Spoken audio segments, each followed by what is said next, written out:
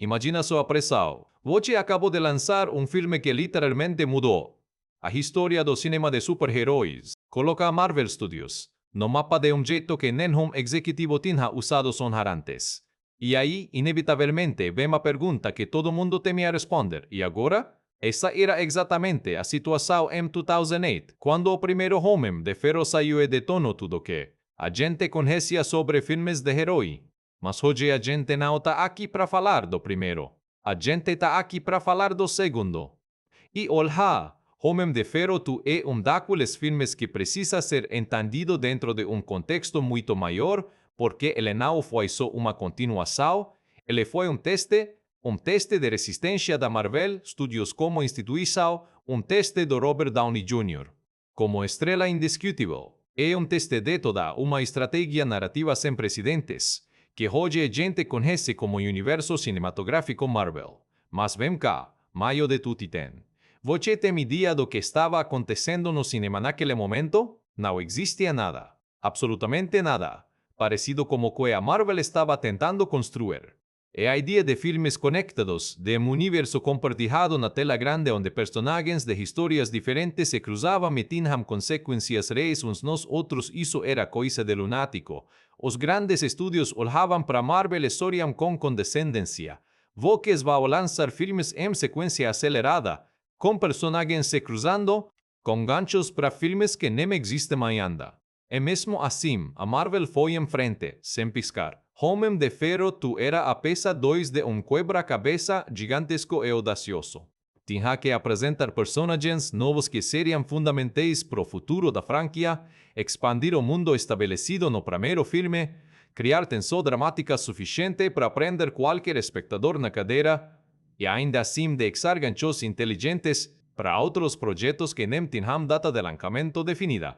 Missão quase impossível, quase. E a gente vai destrinchar cada camada disso hoje, com todo o detalhe que esse filme merece. Agora, antes de qualquer coisa, deixa-eu te contar um detalhe que muita gente simplesmente esquece quando fala desse filme.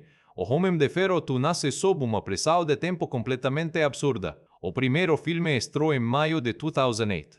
As filmagens do segundo já começaram em abril de 2009. Menos de um ano depois, para ter noção exata do que isso significa, a maioria dos grandes blockbusters demora 2, 3 ou até 4 anos de desenvolvimento antes de uma câmera sequer ser ligada. A Marvel literalmente não teve esse luxo.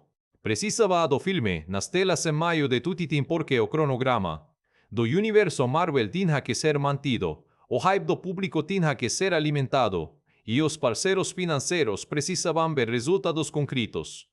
E o que é mais incrível nessa história toda, eles conseguirão, com todo o caos criativo nos bastidores, roteiro sendo reescrito enquanto as filmagens já rolavam, conflitos entre o estúdio e o diretor, recasting de personagens importantes, tenseis, no set que viraram lendas.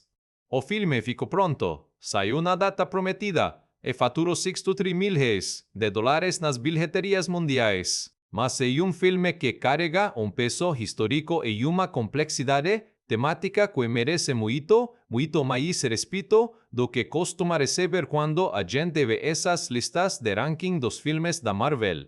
Sabe o que me intriga quando revejo Homem de Ferro hoje? Como ele foi à frente do seu tempo em aspectos que a gente só consegue enxergar com distância histórica. A gente está falando de um filme de 2010 que já discutia, de forma frontal e sem desculpas, temas como a privatização de tecnologia de defesa, a pressão do governo sobre figuras poderosas, a vigilância estatal, a exposição midiática extrema que um super-herói público precisaria enfrentar, e, talvez mais profundo de tudo, o peso devastador do legado de um país sobre um filho. Esse salta mais que a gente associa com filmes mais serios, mais artísticos, mais premiados, mas estavam todos ali, completamente embrujados em armaduras de titânio, explosões espetaculares e Robert Downey Jr., sendo o Robert Downey Jr. mais absurdamente carismático possível. O Tony Stark desse segundo filme não é o mesmo cara do primeiro. No Homem de Ferro original, ele era um bilionário egoísta e irresponsável que passou por uma transformação brutal. No cativeiro e decidiu usar seu gênio para proteger o mundo. Última jornada. Arco claro, satisfatório. No segundo, ele já é o Homem de Ferro há algum tempo. E o peso disso está claramente esmagando ele por dentro. A própria armadura que deveria proteger, lo está, de forma completamente literal, matando ele. O paladio que alimenta o reactor Arconopeto está envenenando o sangue progressivamente. E em vez de procurar ayuda, de ser vulnerável, de admitir que não consegue resolver, sozinho Tony Stark decide que vai esconder tudo. Vai fingir que está bem. Vai fazer exatamente tudo sozinho, porque na cabeça dele, é a única pessoa capaz de entender a situação toda. Cara, isso aí retrato de autossabotagem e isolamento que é muito mais psicologicamente complexo do que a maioria dos filmes de acá usa ir. É herói que está ativamente se destruindo porque não sabe pedir ajuda. É o Robert Downey Jr. Entrega essa camada de jeito que parece completamente orgánico, completamente natural. Porque, convenhamos, ele entende pouquinho do que é ser homem extremamente talentoso sabotando a própria vida enquanto sorri para a câmera. Não preciso entrar em detalhes que ele mesmo já falou publicamente em dezenas de entrevistas ao longo dos anos, mas a jornada pessoal do ator empresta uma profundidade extra para essa performance que é impossível de ignorar quando você sabe o contexto. Além disso, esse é o filme do MCU. É aqui que a gente conhece a Natasha Romanoff. É Viúva Negra pela primeira vez interpretada por Scarlett Johansson numa introdução que até hoje é uma das melhores de personagem no universo Marvel. É aqui que James Rhodes finalmente veste a armadura e se torna o War Machine, com Don Cheadle assumindo o papel depois da saída de Terrence Howard do primeiro filme, uma das trocas de elenco mais comentadas da história do MCU.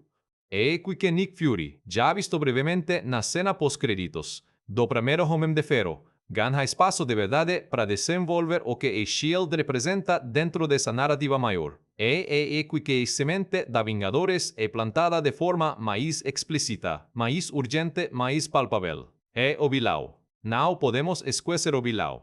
Ivan Vanko, interpretado por Mickey Rourke como uma entrega que mistura a mágica silenciosa com intensidade quase perturbadora, é personagem que a maioria das pessoas subestimam na época e continua subestimando.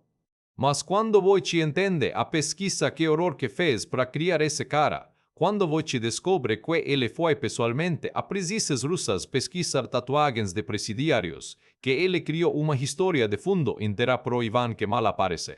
No filme mas transparece em cada olhar e cada gesto, aí você começa a enxergar uma performance muito mais rica do que parece na superfície. E falando em Mickey Rourke e Ivan Vanko, já que eu mencione, você sabia que ele chegou nas filmagens como pombo vivo na mão pedindo para a equipe incluir a cena no roteiro. Não é metáfora, não é lenda urbana de bastidores. Foi pombo de verdade, fruto de uma pesquisa que o ator fez sobre cultura russa e a importância que pombos têm para determinadas comunidades naquele contexto social. E a cena entrou no filme. E exatamente o tipo de detalhe que explica por que o Homem de Ferro 2, mesmo com todos os seus problemas de estrutura narrativa, tem uma textura e uma riqueza de detalhes que vai muito além do que muitas análises superficiais enxergam. O que esperar de ser roteiro hoje, a gente vai cobrir absolutamente tudo. Da história completa do filme ao desenvolvimento dos personagens, da visão criativa do Jon Favreau, as batalhas nos bastidores com a produtora, dos aspectos técnicos que definiram a estética visual do MCU na fase inicial, as curiosidades e easter eggs que passam despercebidos mesmo para faz de longa data. A gente vai entender o impacto que esse filme teve na bilheteria, na crítica e na cultura de acordo. E a gente vai discutir, com honestidade e sem romantismo excessivo, qual é o legado real do Homem de Ferro, dentro do MCU e dentro da história do cinema commercial do século XXI. São 25.000 palavras de análise, contexto histórico, amor genuíno pelo cinema e pelo universo Marvel. Se você cresceu vendo esses filmes, Se voce fa declarado do MCU, se voce é daqueles que maratona, revises e analises porque simplesmente não consegue parar de pensar nessas histórias. Esse roteiro foi feito para voce.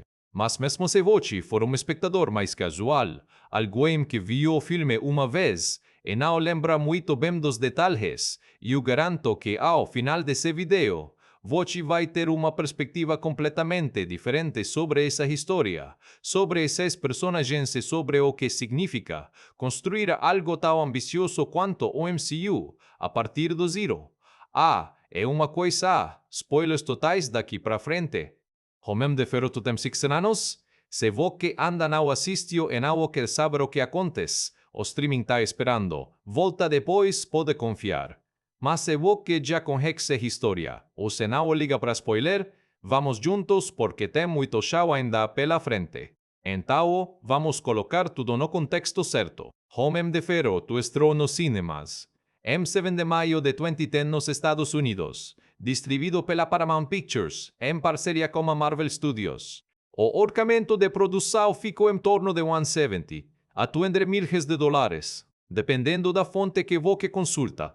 Os números variam um pouco, mas quando somado ao investimento em marketing de aproximadamente 50 milhões de dólares adicionais, fica claro que estava em jogo uma aposta financeira monumental. Não tinha espaço para errar, não tinha margem para um resultado mediano. O filme precisava funcionar, ponto. Jon Favreau, que tinha dirigido o primeiro, Homem de Ferro é praticamente inventado. A fórmula do MCU, moderno junto com Kevin Feige, voltou para a cadeira do diretor, mas não se hesitacou. Ele só confirmou sua participação. Em julho de 2008, quase 2 meses depois do lançamento do primeiro filme. Esse detalhe diz muita coisa sobre o estado caótico em que a produção do Homem de Ferro começou. Sem diretor confirmado, sem roteiro finalizado, sem elenco completo definido, e Marvel foi empurrando o projeto para frente basicamente na força da vontade e da necessidade de manter o cronograma do MCU funcionando. O roteiro ficou a cargo de Justin Theroux, um escritor e ator que tinha trabalhado como Ben Stiller em alguns projetos e que foi escolhido pela confiança que Favreau e Downey depositaram nele. Mas ficou a cargo é uma expressão gentil. Na prática, o roteiro foi reescrito múltiplas vezes durante as próprias filmagens, com cenas sendo adicionadas, removidas e completamente reimaginadas enquanto as câmeras já estavam rodando. É um processo criativo que hoje seria impensável para um projeto desse porte, mas que naquele momento refletia tanto a velocidade maluca da produção, quanto a filosofia de improvisação controlada que Favreau e Downey tinham adotado desde o primeiro filme. O elenco do Homem de Ferro 2 é, objetivamente, um dos mais impressionantes já reunidos para um filme de super-herói até aquele momento. Claro, Robert Downey Jr. estava confirmado desde o início como Tony Stark. Ele era o filme e espinha dorsal de tudo, o único elemento verdadeiramente inegociável. Gwyneth Paltrow voltou como Pepper Potts, a assistente executiva e interesseiro médico de Tony. E foi aqui que aconteceu uma das mudanças mais comentadas da história recente do cinema blockbuster americano, a saída de Terrence Howard, que tinha interpretado James Rhodes no primeiro filme, e a entrada de Don Cheadle no papel. Essa troca de elenco virou lenda. Os detalhes exatos ainda são um pouco nebulosos. Terrence Howard deu uma versão em entrevistas.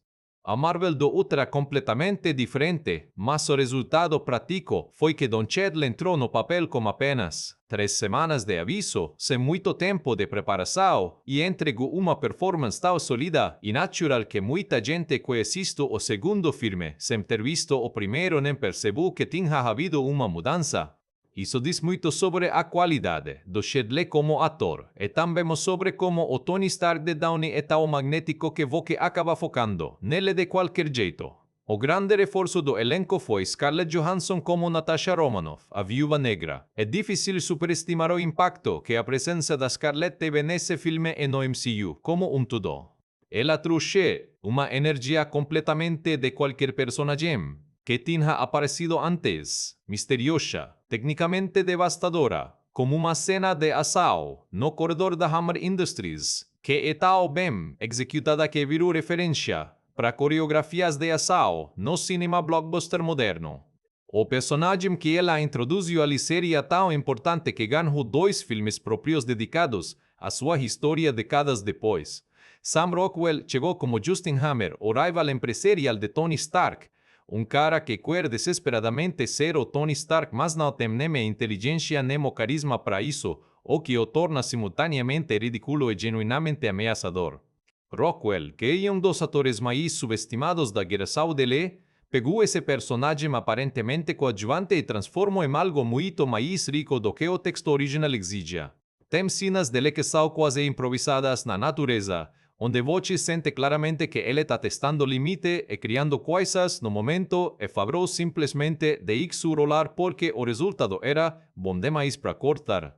E aí tem Mickey Rourke como Ivan Vanko ou Whiplash, dependendo de como você quer chamar o personagem. E casting do Rourke foi uma aposta inteligente e usada. Em 2010, ele estava no começo de uma reabilitação de carreira depois do sucesso do Lutador, de Darren Aronofsky. Era homem com uma bagagem de vida pesada, com uma presença física imponente e uma intensidade que não precisava de nenhum truque de atuação para ser palpável. Era só ligar a câmera e deixar ele existir. O resultado é vilão que quando aparece na tela, você para.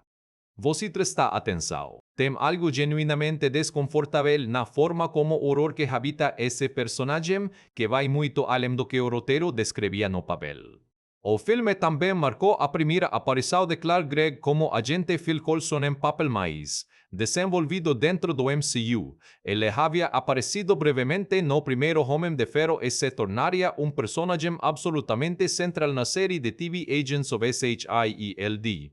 Anos depois, Samuel L. depois.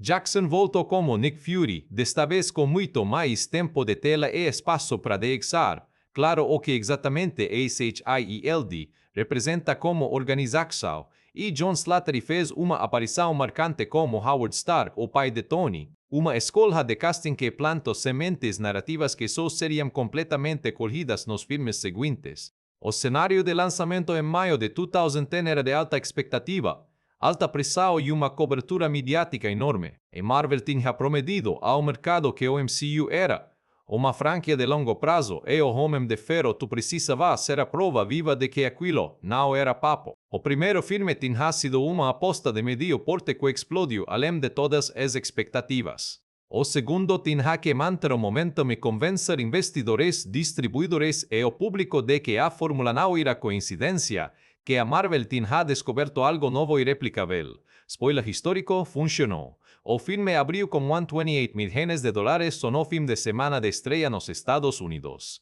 Era o terceiro maior opening weekend da história até aquele momento. O MCU tinha chegado para ficar, e o Homem de Ferro 2, apesar de todas as suas imperfeições, foi a prova concreta disso. Agora vamos pro coração do negócio, e história MC.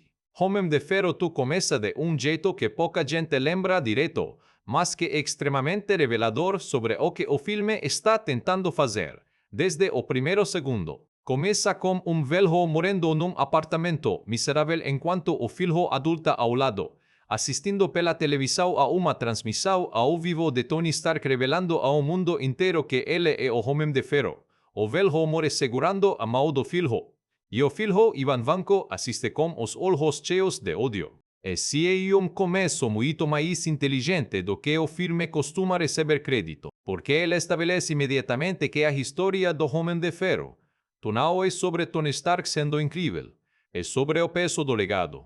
É sobre o que acontece quando a grandeza de uma pessoa se constrói sobre o sofrimento de outra. Ivan Vanko não é vilão aleatório que quer poder pelo poder, ele é o reflexo sombrio do próprio Tony. Homem brilhante cujo pai também teve seu futuro destruído pelo Stark. É simetria e proposital, bem construída e merece mais reconhecimento do que geralmente recebe nas análises do filme. Depois disso, a gente entra no universo de Tony Stark pós-revelação pública. O cara abriu uma exposição de tecnologia, Stark chamada Stark Expo, uma espécie de World's Fair futurista onde ele apresenta as maravilhas da sua empresa para o mundo todo. Ele está no ápice. Era o homem mais famoso do planeta, o único super-herói conhecido, o cara que literalmente afirma ter privatizado a paz mundial e faz isso com aquele sorriso específico do Robert Downey Jr., que deixa você com vontade de rir e apertar o pescoço dele ao mesmo tempo. Em outras palavras, Tony Stark está, não Tony Stark mais, Tony Stark possível. Mas por baixo daquele brilho todo, a situação está se deteriorando rapidamente.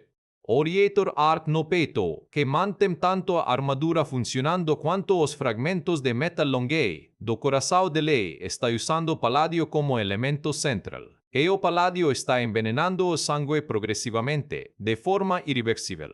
Toda vez que Tony usa a armadura, os níveis de toxicidade sobem. E ele está usando a armadura cada vez mais, porque quando você sabe que vai morrer, de certa forma parar de se importar com as consequências fica mais fácil.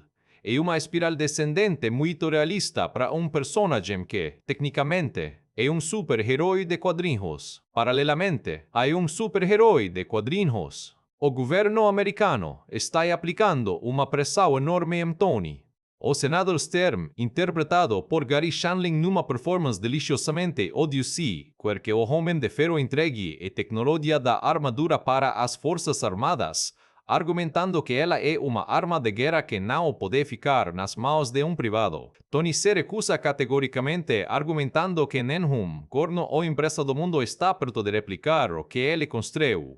E provando o ponto de forma empírica durante a própria audiência do Senado, humilhando Justin Hammer visivelmente, constrangido que tinha tentado apresentar as alternativas militares à armadura Stark. Hammer apresenta toda uma linha de prototipos robóticos militares como alternativa ao Homem de Ferro e por eles falam de formas cada vez mais constrangedoras, quebra o braço, outro trava, outro simplesmente cai. E engraçado de jeito que ao mesmo tempo revela o problema central do Tony nesse filme. Ele é absolutamente incapaz de ser vulnerável, de admitir que precisa de ajuda, de mostrar qualquer fraqueza. E essa incapacidade vai cobrar um preço muito alto. A relação entre Tony e Pepper Potts está claramente em algum ponto intermediário entre parceria profissional e algo muito mais complicado do que os dois querem admitir. Tony promove CEO da Stark Industries, momento que parece generoso, mas é também, na prática, uma forma de ele se afastar das responsabilidades enquanto faz o que bem entende. Gwyneth Paltrow tem equilíbrio muito difícil para fazer nesse filme. Pepper precisa ser ao mesmo tempo a âncora emocional de Tony e uma presença forte o suficiente para ser uma personagem real e não só uma extensão dele. Ela consegue isso razoavelmente bem, especialmente nas cenas onde a frustração com Tony transparece de jeito completamente compreensível. E aí entra Natasha, ou melhor, Natalie Rushman, a nova assistente que Pepper contrata e Tony imediatamente. Nota de jeito que deixa Pepper claramente irritada, o que é intencional por parte de Natasha, que está avaliando Tony de ponto de vista completamente estratégico. E introduz o da Johansson em uma das sequências mais bem construídas do filme, Tony fazendo pesquisas no banco de dados da S.H.I.E.L.D., cada resultado sendo mais impressionante que o anterior. Black Belt em 14, artes marciais, poliglota, antecedentes que sumem determinadas, jurisdizice, e o rosto dele mudando de interesseiro romantico para algo mais próximo do respeito coto. É personagem que entra na história sem precisar de nenhuma explicação. Backstory para ser imediatamente fascinante, enquanto isso, na Rússia, Ivan Vanko está construindo algo, com uma tecnologia que o pai dele desenvolveu uma versão primitiva do reator arc que Howard Stark, pai de Tony, teria supostamente plagiado décadas atrás. Ivan cria do chicote energia plasmática que ele carrega nos braços, e criação e gem, sem o refinamento da tecnologia, Stark mas é funcional e devastadora, e ele vai usar lá no lugar mais dramático possível, na pista de corrida de Monte Carlo, durante o Grand Prix onde Tony Stark decide, de improviso e completamente de modo impulsivo, pilotar dos carros da própria equipe. Ivan simplesmente corta o caminho de Tony na pista, cortando carros a maio como os chicotes de plasma, enquanto Tony espera que Happy, seu motorista e segurança, interpretado pelo próprio Jon Favreau, traga a maleta como uma armadura portátil. É caótico e intenso, tem uma energia física. É tátil que muitas cenas de ação do MCU perdem quando dependem demais dos efeitos digitais. E quando Tony finalmente veste a armadura e enfrenta Ivan, a luta que se segue é rápida, violenta e termina de jeito muito mais ambíguo do que a maioria dos confrontos herói vilão costuma terminar. Ivan perde, é preso, mas claramente não está derrotado. Depois do incidente de Monte Carlo, o mundo tem uma prova concreta de que existem outras pessoas no planeta capazes de desenvolver tecnologia comparável a do Homem de Ferro, e isso muda tudo. Justin Hammer, que estava encolhido de vergonha depois da humilhação no Senado, enxerga nessa situação uma oportunidade de ouro. E ele consegue resgatar Ivan Banco da prisão francesa de forma completamente ilegal, financiando uma fuga que deixa Ivan tecnicamente morto nos registros oficiais e em troca Ivan desenvolverá para a Hammer Industries uma linha de drones militares controlados remotamente. O que Hammer não percebe ou prefere ignorar é que Ivan não está trabalhando para ele. Ivan está usando Hammer como recurso para perseguir seu objetivo real, destruir tudo o que Tony Stark construiu. Essa aliança entre Ivan e Hammer é um dos elementos mais interessantes da estrutura narrativa do filme e também dos mais mal aproveitados, mas chego nisso quando a gente falar de legado. Por enquanto, o que importa é que a massa está crescendo em paralelo com a deterioração de Tony. E a deterioração de Tony nesse segundo ato é acompanhada de uma tomada de decisão cada vez mais errática e autossabotadora. Como os níveis de toxicidade do paládio chegando a percentuais preocupantes, como a consciência de que vai morrer em semanas ou meses sem uma solução. Tony decide fazer exatamente o que uma pessoa racional não faria. Nessa situação, ele transforma sua própria festa de aniversário numa bagunça pública. Fica bebado de armadura na frente dos convidados, começa a disparar repulsores em objetos aleatórios e literalmente coloca em risco a vida das pessoas ao redor. É constrangedor de assistir de jeito muito deliberado, porque é suposto ser constrangedor. Tony está pedindo socorro do único jeito que ele sabe, fazendo o máximo de barulho possível na esperança de que alguém perceba. E a resposta dele é pegar uma das armaduras de Tony, a War Machine, pintada de cinza militar, e literalmente travar uma batalha épica contra o próprio Tony pelo apartamento inteiro. A briga entre Homem de Ferro e War Machine é fisicamente brutal, destruidora de cenários inteiros, e emocionalmente pesada de jeito que vai além do que qualquer cena de ação puramente espetacular conseguiria. Porque Wokwe entende os dois lados. Rhodey está tentando parar amigo que está se destruindo. E Tony está lutando porque a raiva é a única emoção que ele consegue processar no momento. Depois disso, a situação toca o fundo. Nick Fury finalmente aparece de forma mais substantiva, revelando que a S.H.I.E.L.D. é monitorado Tony Stark por muito tempo e que Natasha, surpresa, era uma agente infiltrada desde o começo. Mais do que isso, Fury traz informações sobre Howard Stark que Tony nunca soube, incluindo materiais e anotações que o pai deixou deliberadamente codificados para que o filho pudesse decifrar dia.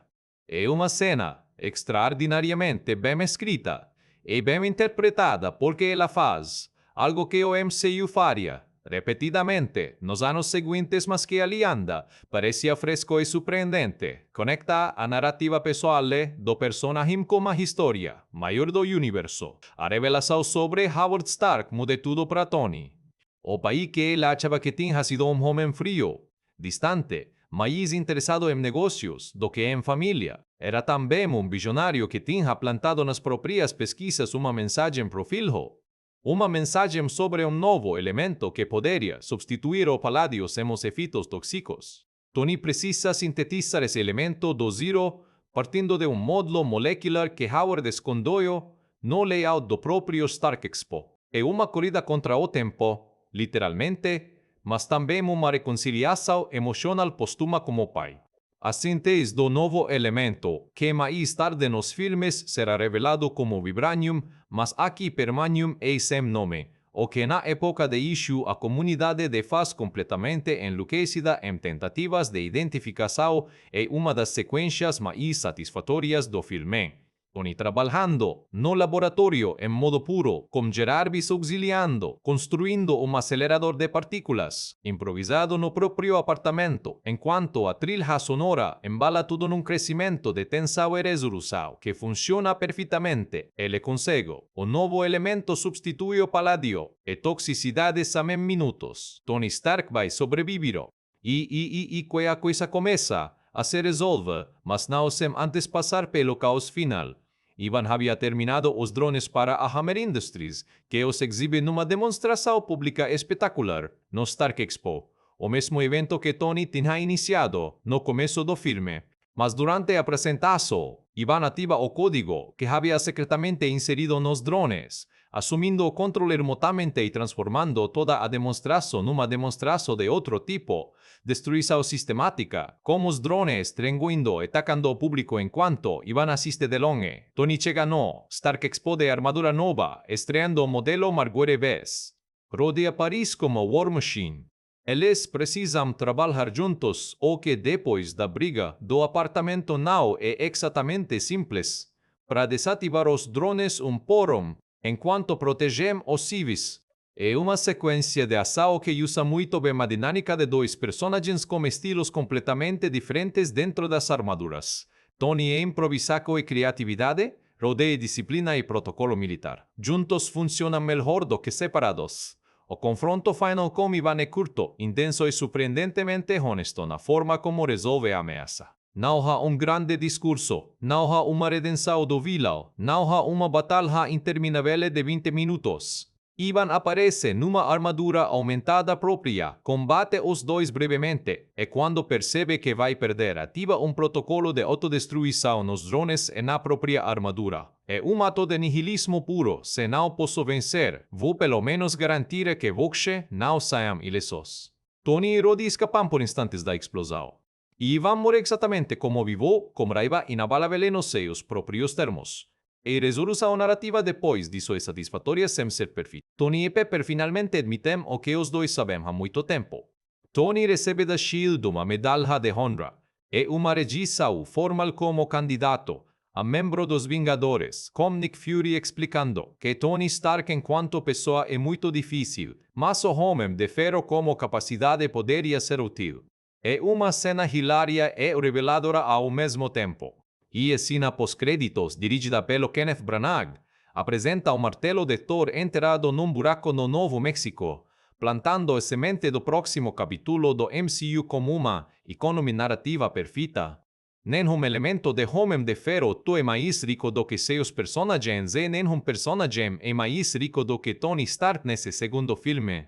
O arco do Tony aqui é, objetivamente, mais complexo do que no primeiro, e também mais desconfortável, o que talvez explique parte da resistência que o filme encontra em algumas análises. No primeiro, Homem de Ferro, a transformação é clara, limpa palatável, homem egoísta passa por trauma, decide ser melhor vira herói. Era a jornada do herói clássica executada com brilhantismo. No segundo, não tem essa linearidade reconfortante. Tony está regredindo antes de poder avançar. Está fazendo escolhas ativamente autosabotadoras. Está sendo o pior possível com as pessoas que mais se importam com ele. E Robert Downey Jr. faz tudo isso parecer completamente natural. Não existe nenhum momento no filme onde Tony Stark usa calculado, onde o que sente é mecânica da personagem funcionando por debaixo da performance. Downey habita esse cara de jeito que vai muito além de técnica de atuação. É quase como se ele estivesse destilando aspectos muito reais da própria experiência de vida num personagem que tecnicamente usa armadura voadora e tem reator arc no peito. A cena onde ele está sozinho no laboratório, sabendo que vai morrer, comendo cereais diretamente da caixa enquanto robô doméstico tenta. Anímalo essa, cena tem mais humanidade e tristeza genuínas do que 90% dos dramas que se em festivais todo ano. Pepper Potts, interpretada por Gwyneth Paltrow, tem o trabalho mais ingrato do elenco principal. Ela precisa ser a âncora emocional num filme onde o protagonista resiste ativamente e qualquer ancoragem emocional. Pepper está constantemente gerenciando Tony, gerenciando as expectativas dele, as consequências dos comportamentos dele, as crises que ele cria. enquanto tenta desenvolver sua própria identidade como CEO de uma empresa multibilionária. Paltrow equilibra isso com uma leveza que esconde o quanto o personagem está sobrecargado, e nas cenas onde a frustração explode, especialmente quando Pepper descobre que Tony sabia da toxicidade e não o contou, porque sente o peso de tudo que o personagem engoliu em silêncio por tanto tempo. Don Cheadle como Rhodey é dos maiores presentes do Homem de Ferro.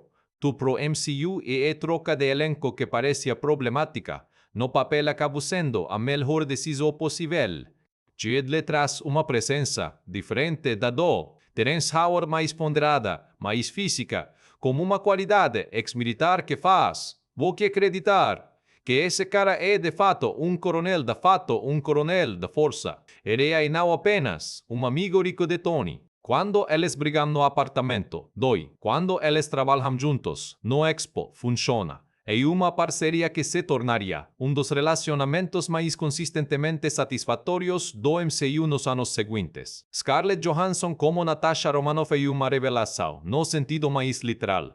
Não existia nenhuma indicação prévia, antes desse filme, de que a Viúva Negra seria personagem tão crucial pro MCU, quando finalmente age com plenos poderes. Na sequência do corredor onde ela derruba uma dúzia de seguranças em aproximadamente 2 minutos de câmera e uma virada de percepção que você sente fisicamente na plateia. Johansson entrega personagem que é ao mesmo tempo completamente legível nas motivações e completamente imprevisível nos métodos.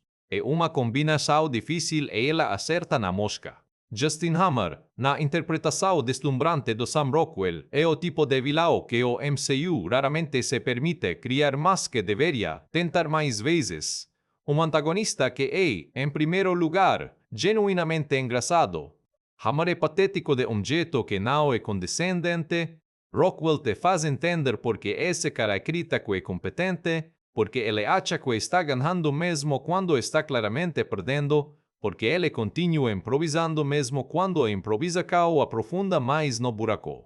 Há uma cena onde ele está tentando fazer uma apresentação e vai errando cada detalhe com crescente desespero que é comédia pura, executada no ritmo perfeito. Rockwell claramente se divertiu muito com esse personagem e isso transparece em cada segundo de tela, e Ivan Vanko. O Mickey Rourke constrói personagem que recebeu menos crédito do que merece justamente porque ele não é o tipo de vilão que o gênero de super-heróis geralmente celebra. Ele não tem plano grandioso de dominação mundial, não tem exército de seguidores, não tem diálogos de vilão speech cheios de exposição sobremotiva. Ivan Vanko é simples, direto, incapaz de fingir. Ele quer destruir Tony Stark e tudo que o nome Stark representa, e vai fazer isso pela rota mais eficiente disponível. Horror que transmite uma frisa de propósito que é muito mais assustadora do que qualquer quantidade de amaicas verbais poderia ser. Toda a pesquisa que ele fez, as prisões russas, os sistemas de tatuagens de presidiários, a mentalidade de alguém criado numa cultura de sobrevivência, está presente em cada detalhe da performance, mesmo que a maioria do público nunca saiba conscientemente de onde veio. Nick Fury de Samuel L. Jackson, nesse filme, revela ser muito mais do que o personagem de surprise cameo que apareceu no final do primeiro Homem de Ferro. Fury aqui tem agenda, tem metodologia, tem uma relação específica com Tony Stark que é ao mesmo tempo de respeito e de desconfiança calculada. Jackson joga muito bem com a ambiguidade moral do personagem. Fury claramente se preocupa com Tony em algum nível, mas nunca deixa essa preocupação interferir na frisa com que usa as pessoas como peças num tabuleiro maior. Era a primeira apresentação do Fury como figura moralmente ambígua que o MCU exploraria, e ao longo dos anos culminando em Capitão América ou Soldado Invernal anos depois. Howard Stark, numa aparição em gravações de arquivo interpretado por John Slattery, merece menção especial porque representa dos maiores riscos narrativos do filme e funciona. A cena onde Tony assiste registros do pai de ixados de cada antes, descobrindo numa mensagem velada que Howard amava mais do que era capaz de expressar diretamente, é emocionalmente honesta e estabelece uma dinâmica para filho que o MCU continuaria desenvolvendo até Vingadores Ultimato. Slattery encontra o equilíbrio perfeito entre o Howard Stark da mitologia do universo, o sócio fundador da S.H.I.E.L.D., o homem de ciência dos anos 40, o contemporâneo do Capitão América, e país falho e humano que não sabia como se conectar como filho. Jon Favreau chegou no Homem de Ferro tu numa posição que poucos diretores enfrentam, e de ter que repetir algo que já tinha dado muito certo, mas numa escala maior, com mais pressão, menos tempo e mais interferência externa. O primeiro Homem de Ferro tinha sido filmado como uma liberdade criativa em comum pro género, muita improvisação, muita confiança, no instinto dos atores, decisões criativas tomadas, no sé, en vez de ser ditadas por comité em salas de reunião. O segundo tinha que ser esse mesmo filme, só que com 3 vezes mais stakeholders envolvidos, cronograma comprimido e consciência de que o futuro de universo inteiro dependia do resultado. E Sorusa o que Favreau encontrou foi essencialmente tentar manter a filosofia do primeiro enquanto gerenciava as novas realidades. Isso explica tanto as forças quanto as fraquezas do filme. As forças, as cenas de dinâmica entre personagens, os momentos de improviso que parecem completamente naturais, e textura de relacionamentos que parece construída ao longo de tempo real e não de roteiro. As fraquezas, as partes mais estruturalmente funcionais do filme, as transigens de ato e gestão de arcos paralelos, às vezes tem ritmo irregular que sugere edicado de material que estava sendo desenvolvido em movimento. O estilo visual de Favreau para o Homem de Ferro é uma evolução direta do primeiro, realista, grounded, evitando o excesso de CGI quando possível e priorizando locais e objetos práticos que dá o peso e textura física ao universo. Há uma distinção visual muito clara entre os dois mundos do filme, o ambiente luxuoso e super tecnológico de Tony Stark, todo vidro e água e iluminação high-tech, versus o ambiente claustrofóbico e industrial de Ivan Vanko, com aquela paleta de cores frias e pesadas que comunica pobreza de recursos mas abundância de raiva. É uma contraposição visual que reforça o tema central do legado, e injustiça sem precisar de uma única linha de diálogo para explicar. As sequências de ação do filme receberão uma atenção específica em termos de linguagem visual. Favreau foi dos primeiros diretores de blockbuster da era moderna a defender consistentemente a clareza na filmagem de AKO, câmera mais estável, cortes mais longos, estabelecimento claro de geografia espacial dentro da cena, de forma que o espectador sempre saiba exatamente onde cada personagem está ensaio em relação às outras.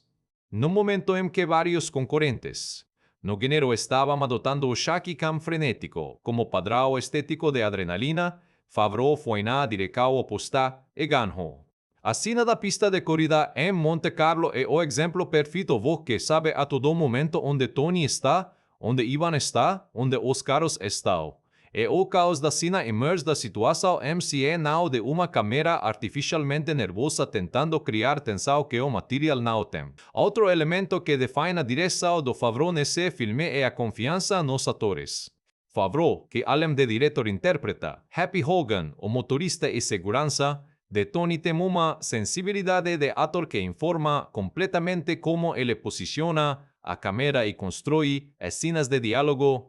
Em vez de cortar rapidamente entre rostos durante uma conversa, ele frequentemente mantém a câmera num plano mais aberto que captura o corpo inteiro dos atores o que permite que a performance física complete o que o texto estabelece. Num filme com performers do calibre de Downey, Paltrow, Chiedel e Rockwell, essa escolha paga dividendos enormes porque eles têm o que oferecer nessa camada e a câmera está lá para capturar.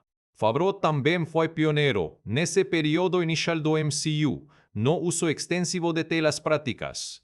No se tem vez de apenas telas verdes para os painéis de interface do Jarvis e outros elementos digitais do universo de Tony. Trabalho em parceria com a empresa Experience Perception para criar interfaces visuais que existiam fisicamente no ambiente de filmagem, o que dava aos atores algo concreto com que interagir e tornava as reações muito mais naturais. É uma escolha técnica que parece pequena mas que contribui. imensamente para a credibilidade do universo tecnológico do filme. Temo um aspecto da direção do Favreau no Homem de Ferro tu que raramente recebe o reconhecimento que merece a questão das tonalidades emocionais simultâneas. Esse é um filme que está sendo ao mesmo tempo uma comédia de situação, um drama de herói em crise existencial, um thriller de aço e um documento fundacional de um universo compartilhado. E precisa manter todas essas bolas. Não hará ao mesmo tempo sem deixar nenhuma catastrófica. É um equilíbrio que qualquer pessoa que já tentou escrever uma história sabe que é muito mais difícil do que parece. O fato de que o filme funciona narrativamente, que o que não sente os géneros sequando de forma insuportável é um crédito direto à gestão de Favreau. Comparado com o primeiro Homem de Ferro, o segundo tem uma ambição maior e uma execução um pouco mais desigual, o que é quase inevitável dado o contexto de produção. O primeiro tinha um foco narrativo mais limpo, uma história de origem, um ato de redenção, uma revelação de identidade. O segundo está tentando fazer 4 filmes diferentes ao mesmo tempo, e há momentos onde as costuras aparecem. Mas o que Favreau consegue consistentemente, tanto no primeiro quanto no segundo, é manter a humanidade do personagem central no centro de tudo, independentemente de quantas armaduras estejam explodindo ao redor. Favreau não voltaria para o terceiro filme da série, que ficaria nas mãos de Shane Black, mas o legado criativo que ele estabeleceu nos 2 primeiros é voz conversacional e centralidade do humor inteligente, e crença de que personagens complexos e filmes de acau podem coexistir no mesmo espaço definiu todo o MCU de um jeito que sobreviveu, e dezenas de filmes e diretores diferentes nos anos seguintes. Jon Favreau não inventou sozinho o MCU, mas inventou a linguagem com que o MCU fala. E o Homem de Ferro com todos os seus defeitos de produção, é o documento onde essa linguagem foi testada sob pressão real pela primeira vez. A história de como o Homem de Ferro foi produzido é em muitos aspectos tão interessante quanto o filme em si, é mais reveladora sobre como o MCU foi construído do que qualquer outra produção da fase inicial do universo. Começa antes mesmo do primeiro Homem de Ferro estrear nos cinemas. Em fevereiro de 2008, enquanto as filmagens do primeiro ainda estavam na fase de pós-produção, e Marvel já estava contratando Justin Theroux para escrever o roteiro do segundo. Não estava esperando ver como o primeiro se saíra. Não estava avaliando a receita. Avaliando a receita simplesmente avançando porque o cronograma exige isso. Essa decisão, arriscar um segundo filme antes de saber se o primeiro funcionaria, diz tudo sobre a filosofia da Marvel Studios naquele período. Kevin Feige e a cúpula da empresa tinham uma visão de longo prazo tão clara e tão comprometida que a ideia de esperar pela validação comercial antes de avançar parecia um luxo que simplesmente não estava disponível. O MCU tinha que ser construído como uma franquia contínua desde o princípio, ou não seria uma franquia de jeito nenhum. É uma aposta que a história provou ter sido certa, mas que em 2008 era genuinamente aterrorizante de fazer. Jon Favreau, como mencionado, só confirmou sua volta como diretor em julho de 2008, depois do sucesso estrondoso do primeiro filme nas bilheterias, o que pelo menos tirava a incerteza financeira da equação. Mas mesmo com Favreau, confirmamento do roteiro, foi um processo turbulento. Deu trabalho com Favreau e como próprio Robert Downey Jr., num processo altamente colaborativo, onde o ator contribuía com ideias, linhas de diálogo e direces narrativas que eram incorporadas no texto. É um processo incomum na indústria hollywoodiana padrão, mas que tinha funcionado bem no primeiro filme e seria mantido. O problema é que dessa vez havia muito mais variáveis em movimento. A Marvel queria que o Homem de Ferro plantasse sementes para Thor, Capitão América e os Vingadores. Nick Fury precisava ter um papel mais substancial. A S.H.I.E.L.D. precisava ser estabelecida como organização real.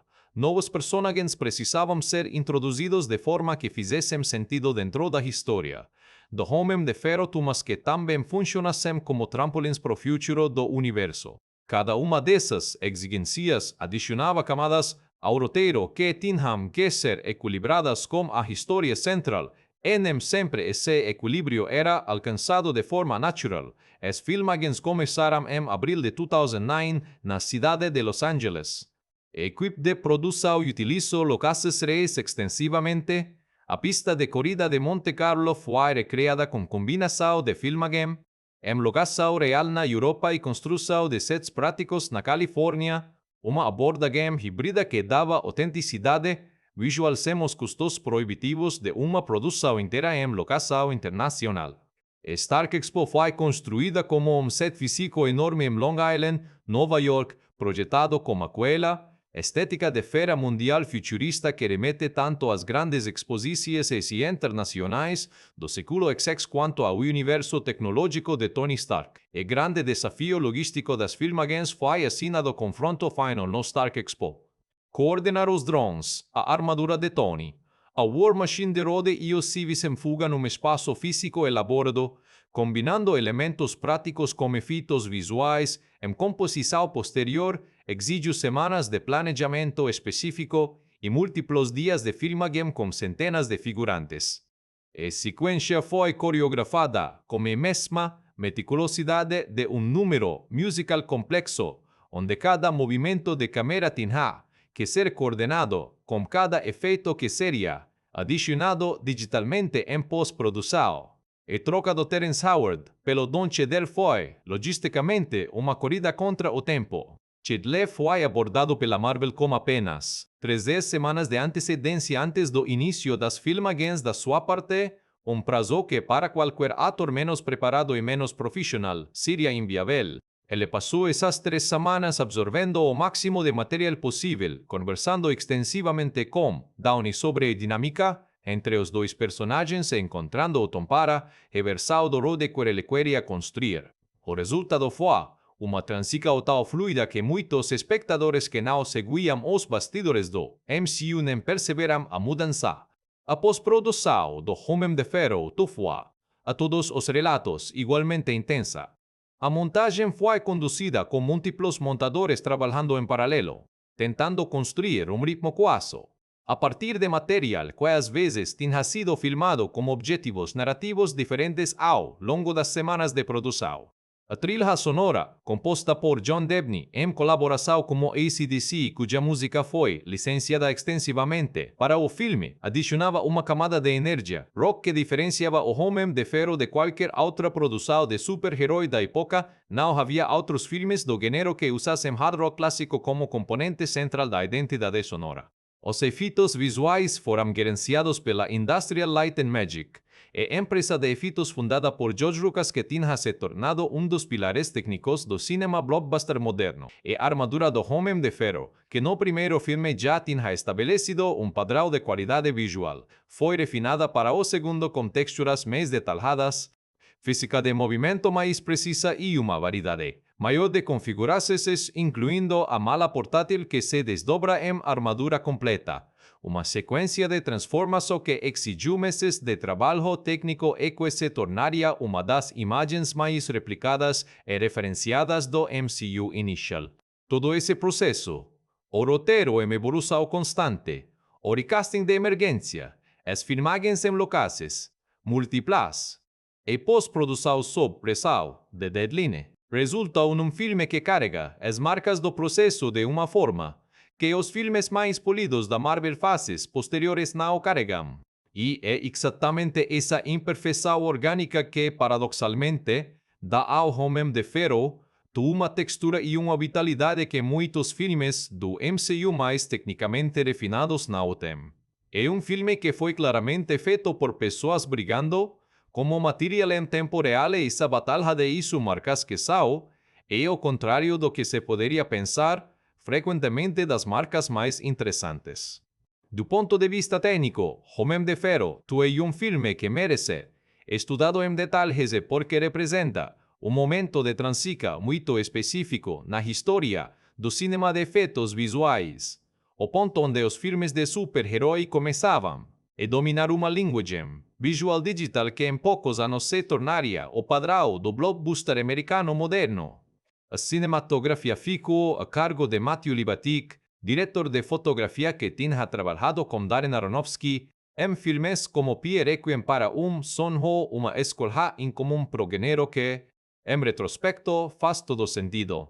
Libatic Trus, uma sensibilidade visual que priorizava a expressividade da iluminação em vez de apenas a clareza funcional, criando contrastes dramáticos entre os diferentes mundos do filme. O apartamento de Tony Stark brilha como uma frisa azulada high-tech.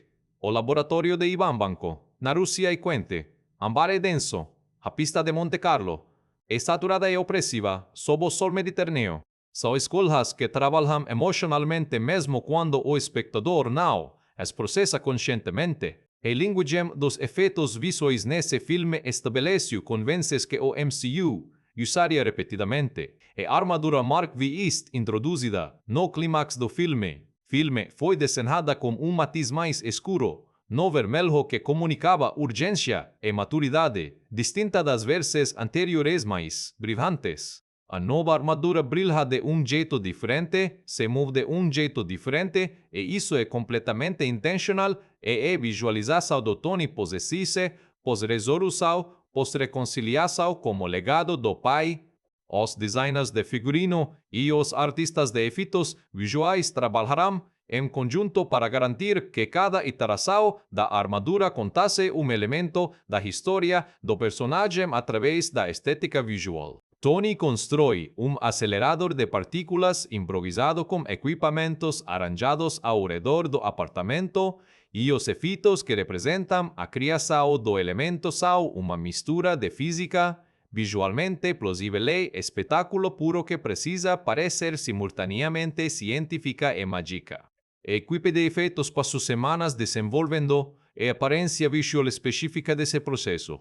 A forma como o efeito de energia se move, como o elemento cristaliza, como o reto responde quando o novo material é inserido, tudo com o objetivo de fazer o espectador sentir que está vendo algo que poderia, em alguma versão do futuro, ser real.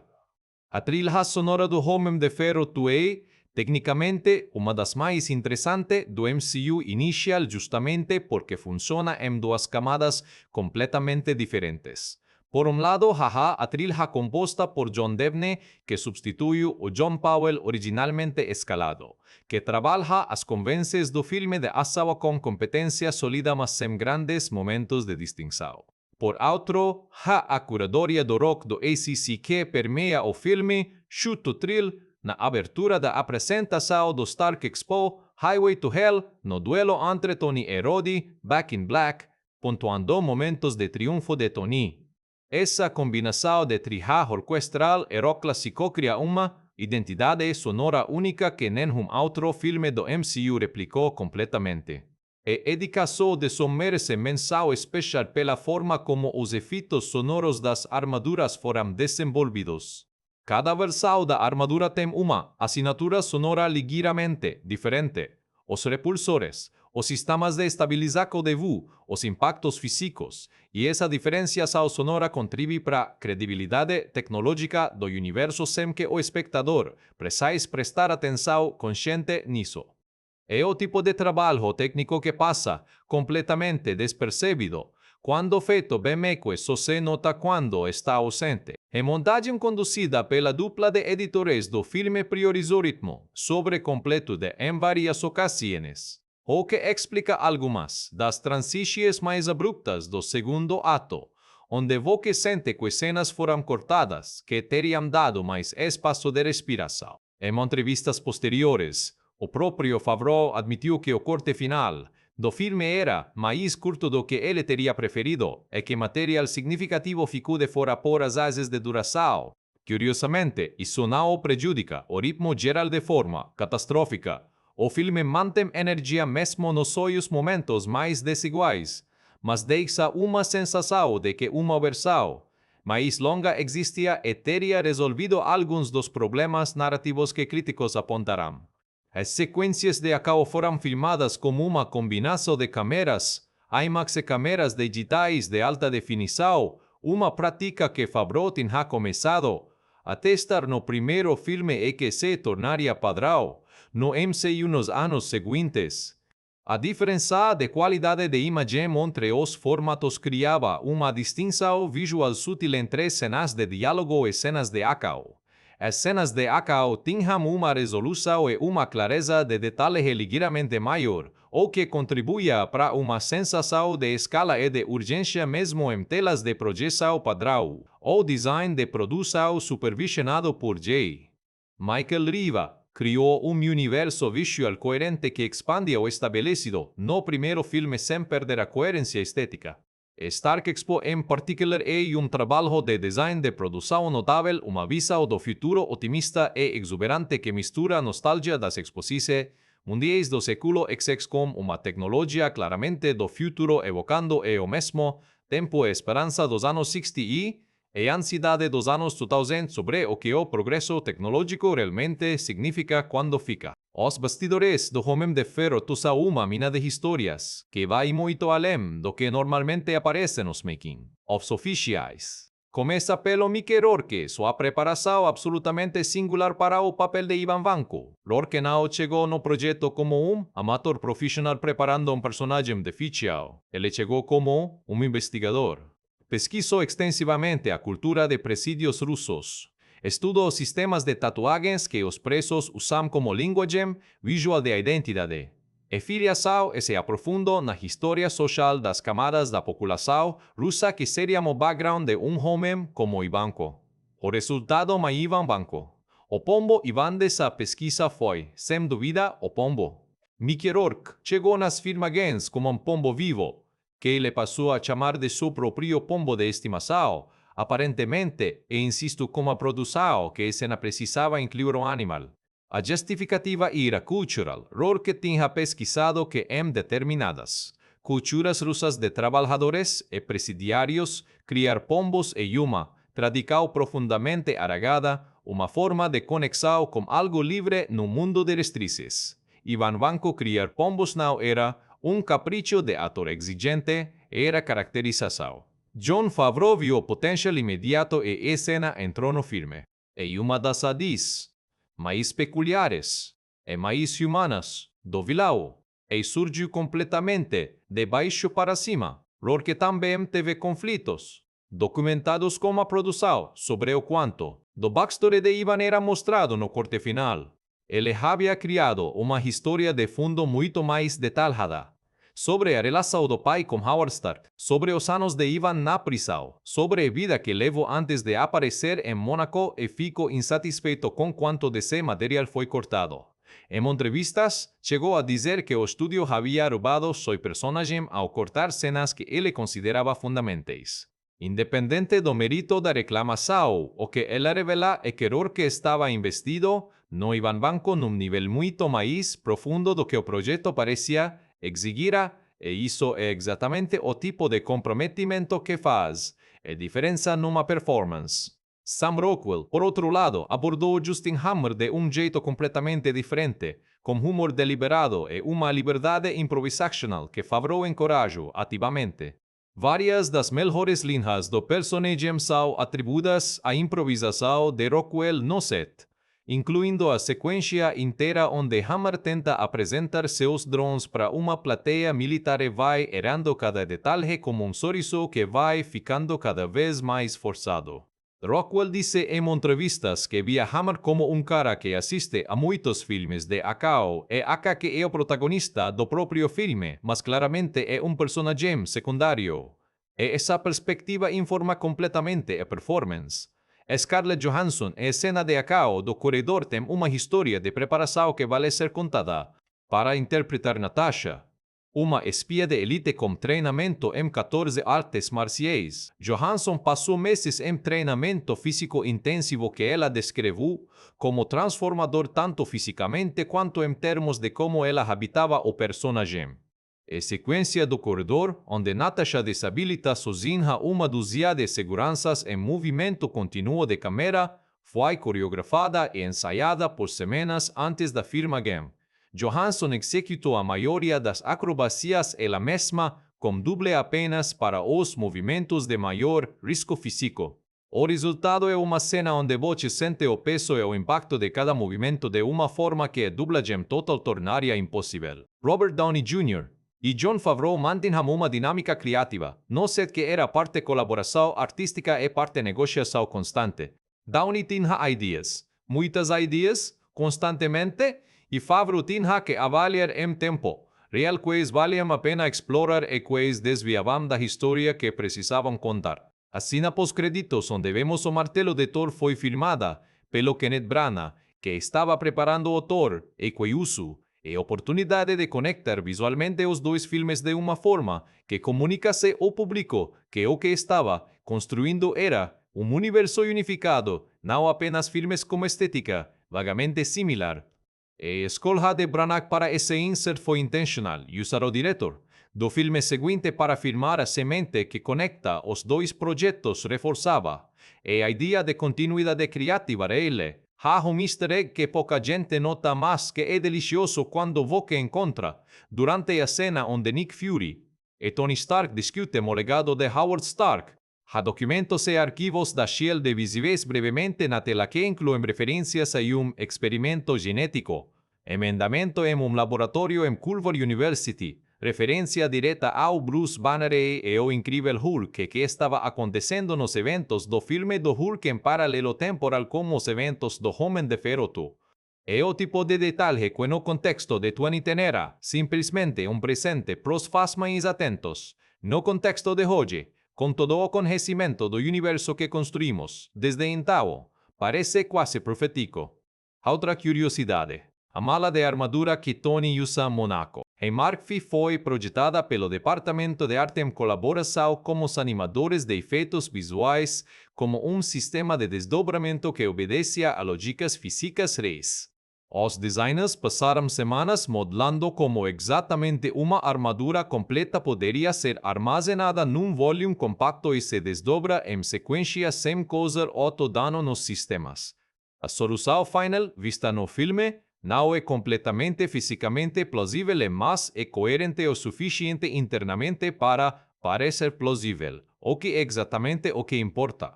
Quando Homem de Ferro 2 estreou em 7 de maio de 2010, o mercado estava esperando, e o mercado não ficou desapontado, pelo menos não financeiramente. O filme abriu com $131 mil, no primeiro fim de semana nos Estados Unidos, um número que na época representava o terceiro maior opening weekend da história americana. No mundo todo, o resultado final foi de aproximadamente $63,009 mil de bilheteria bruta, um retorno enorme sobre os 170, e $200 mil de orçamento de produção, consolidando definitivamente a Marvel Studios como força financeira no mercado. A recepção crítica foi mais complicada, e essa complexidade é uma janela interessante sobre como o cinema de super-herói era avaliado naquele momento. Os críticos que revisam o filme hoje tendem a ser mais generosos do que os que escreverão em 2010. Na época, o consenso dominante era de que o Homem de Ferro 2 era um segundo episódio sólido mas sobrecargado, brilhante em partes, irregular no todo, demasiadamente comprometido em plantar sementes para outros filmes à custa da própria narrativa.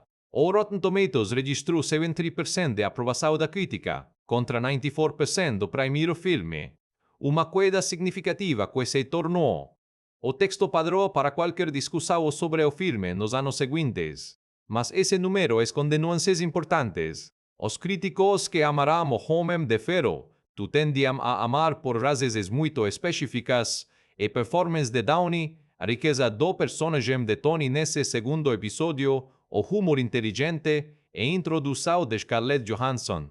Os críticos que foram mais reservados tinham objeções igualmente específicas, a narrativa fragmentada, o vilão subutilizado, a sensação de que o filme estava constantemente interrompendo a própria história para fazer propaganda de filmes que ainda não tinham saído. É um filme que tem virtudes excepcionais e problemas estruturais reis coexistindo no mesmo espaço.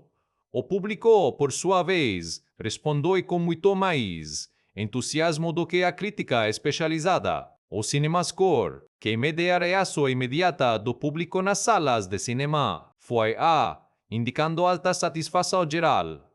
E as discussões online que M2010 era uma força crescente mais andanao dominante na cultura de entretenimento como sa hoje, foram vibrantes e positivas na maior parte. O impacto cultural imediato do filme foi substantial em várias direções. E introdução da Viúva Negra criou uma discussão ampla sobre representação feminina nos filmes de super-herói, mesmo que o personagem fosse, nesse primeiro filme, principalmente suporte narrativo para Tony, e presença de uma mulher nesse universo com credibilidade de combate e agência própria era algo que o gênero ainda estava desenvolvendo.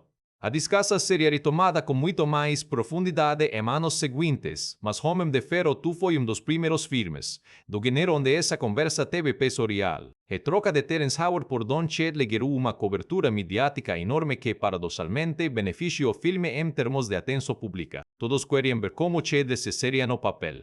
E quando o resultado provou ser sólido, quando ficou claro que ele não estava apenas substituindo algo mas construindo algo próprio, a narrativa se virou. Em vez de ser problema de elenco, a troca se tornou uma história de solução criativa bem executada. O filme também consolidou Robert Downey Jr. como uma das maiores estrelas do cinema global de uma forma que transcendia o gênero de super-herói. Depois do primeiro Homem de Ferro, ele era uma estrela de blockbuster. Depois do segundo, era uma instituição. A forma como ele carregava filme inteiro na força do carisma, da inteligência e de uma performance que parecia completamente orgânica mesmo nas situações mais absurdas. Isso havia estabelecido tipo de presença de tela que o cinema americano não tinha visto em muito tempo. Downey se tornava a prova viva de que ator de método, de instinto, de improvisação, poderia ser o coração de dos filmes de maior orçamento da história. Nos prêmios, o Homem de Ferro recebeu uma indicação ao Oscar de melhores efeitos visuais, perdendo para Alice no País das Maravilhas, e foi reconhecido em diversas categorias técnicas por outras associadas categorias. Não era o tipo de filme que o Oscar da época estava preparado para celebrar os grandes prêmios, mas o reconhecimento técnico foi sólido e merecido. O impacto de longo prazo nos planos estratégicos da Marvel foi, talvez, o mais significativo de todos. Internamente, os resultados do Homem de Ferro confirmaram que o modelo de universo compartilhado era financeiramente viável mesmo, quando os filmes individuais tinham mais misses. Narrativas do que único herói conseguia carregar sozinho. Era a prova de conceito que a Marvel precisava para avançar com toda a fase 1 do MCU. Thor, Capitão América, o primeiro Vingador. E chegaremos Vingadores em 2012 como fundação construída e o público preparado. 16 anos depois. É assim que a gente precisa começar essa última parte, estabelecendo a perspectiva. Porque Homem de Ferro, quando você assiste hoje em 2026, depois de tudo que o MCU se tornou, depois dos 30 filmes e das dezenas de séries, e dos bilhões de dólares, e dos momentos culturais que definiram uma geração inteira de espectadores, é filme completamente diferente de como parecia em 2010. Não é que o filme mudou, é que a gente mudou. E quando você assiste com esse contexto em mente, começa a enxergar o que o Homem de Ferro estava realmente tentando fazer. E critica mais como o filme, que ele está mais interessado em construir universo do que em contar sua própria história, e valida e simultaneamente revela uma limitação na forma como a crítica de cinema tradicional avaliava esse tipo de projeto. O Homem de Ferro não é exatamente filme no sentido clássico e autossuficiente do termo. É capítulo, é o segundo episódio de uma história que continuaria por décadas. E julgar capítulo pelos mesmos critérios que você usa para julgar uma obra completa e autossuficiente é, no mínimo, uma metodologia incompleta. Quando você entende isso, quando você cita o Homem de Ferro, como capítulo de uma narrativa maior em vez de exigir que ele funcione de forma independente, muitas das coisas que pareciam falhas se revelam escolhas. E introduzida da Viúva Negra que parece incompleta aqui faz sentido porque ela nunca foi suposta e ser completada aqui. O Nick Fury que aparece como uma agenda que não é totalmente explicada está correto em não se explicar totalmente porque explicação viria mais tarde. Os ganchos para Thor, para Capitão América, para os Vingadores não são distrações da história do Homem de Ferro, são a história sendo contada numa escala que ainda não havia sido tentada no cinema antes, mas o legado do Homem de Ferro tuvo além da sua função como peça de puzzle narrativo. Ele também estabelece algo muito mais importante sobre o que o MCU seria tematicamente, e esse aspecto é o que mais me impressiona quando assisto hoje. O filme tem a coragem de tratar seu protagonista como alguém que não está bem. Tony Stark, no segundo filme, é homem em crise. Não uma crise heroica de Tenho que salvar o mundo, mas uma crise humana de não sei como pedir ajuda e isso vai-me matar antes de qualquer vilão conseguir. É uma honestidade sobre saúde mental masculina e sobre os padrões tóxicos de autossuficiência que pouquíssimos filmes de ação da época tinham. Olhando o arco completo da jornada de Tony Stark, do primeiro Homem de Ferro até Vingadores, Ultimato, o segundo filme ocupa um lugar muito específico e muito necessário. Ele é o momento onde Tony aprende que ser o Homem de Ferro não é suficiente se Tony Stark não funciona. É o filme onde ele tem que confrontar o legado do pai, tanto a herança de brilhantismo quanto a herança de distância emocional. É onde ele tem que aprender que as pessoas ao seu redor, Mepper, Rhodes, Happy, não são obstáculos à sua genialidade, mas partes essenciais do que o torna capaz de ser quem é. Sem esse aprendizado aqui, a resolução de Tony em Ultimato não teria. Os fundamentos emocionais do personagem foram postos aqui. O impacto cultural do filme também se expandiu com o tempo de formas que ninguém em 2010 poderia prever completamente. Scarlett Johansson como Viúva Negra se tornaria um dos personagens mais amados e mais complexos do MCU, ganhando seu próprio filme solo 2 décadas depois, o que seria impensável antes de Homem de Ferro tu estabelecer que ela existia e importava. Don Cheadle continuaria como War Machine por mais de uma década, desenvolvendo o personagem M. The Falcon and the Winter Soldier e depois na série Armor Wars. Sam Rockwell voltaria como Justin Hammer em She-Hulk, provando que até os antagonistas secundários do Homem de Ferro tinham vida suficiente para sustentar e aparências anos depois. A influência técnica do filme também era estreável. A abordagem de Favreau para as sequências de ação, clareza de geografia, câmera estável, cortes longos o suficiente para registrar o impacto físico, foi adotada de formas variadas por vários dos diretores subsequentes do MCU.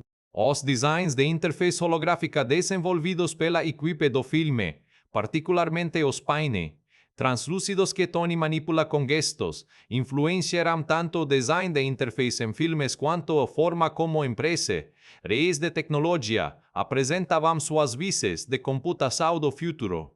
É um desses casos onde a ficção científica influencia a realidade não através de invenções concretas, mas através da linguagem visual com que o futuro é imaginado. E então tem a questão dos temas.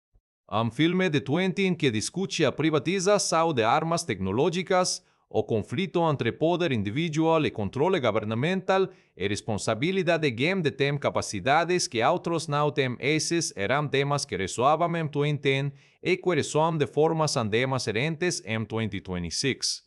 O debate sobre quem deveria controlar tecnologias potencialmente destrutivas, que no filme é representado pela batalha entre Tony Stark e o governo americano pelo controle da tecnologia da armadura, e um debate que a realidade continua tendo, com atores diferentes mas estruturas de poder surpreendentemente similares, nos anos seguintes ao lançamento do filme. Há uma cena específica que revisito mentalmente com frequência quando penso no legado do Homem de Ferro 2, e quando Tony está sozinho no laboratório, olhando o holograma do Stark Expo que Chupai construiu décadas atrás e percebe que a mensagem que Howard deixou está codificada no próprio layout físico da exposição. Howard Stark criou um mapa para o futuro do filho, embutido numa obra que parecia ser puramente celebratória, e uma imagem que o MCU continuaria evocando de formas diferentes em dezenas de filmes seguintes. Então, o que o Homem de Ferro é, e final, é um filme imperfeito, sem dúvida. Tem problemas de ritmo, Temo segundo ato irregular. Temo vilão que merecia, mais espaço do que recebo. Tema marca de uma produção que correu contra o tempo de formas, que deixarão cicatrizes visíveis no produto final. Mas é também filme que foi honesto sobre seu personagem principal de jeito que poucos blockbusters de sua escala usam ser. Que introduziu personagens que se tornariam pilares culturais por décadas. Que construiu as fundagens narrativas e emocionais de uma das maiores histórias do entretenimento moderno, e que fez tudo isso sob uma pressão de tempo e de expectativas que teria destruído projetos menos comprometidos. Homem de Ferro não é o melhor filme do MCU, mas é, de formas que anda estamos descobrindo ao olhar para trás, dos mais importantes. E essa importância, essa posição única na história de como o universo Marvel foi construído. É o legado que vai permanecer muito depois que qualquer debate sobre os méritos comparativos dos filmes do gênero tivesse esgotado. De certo, e ainda bem que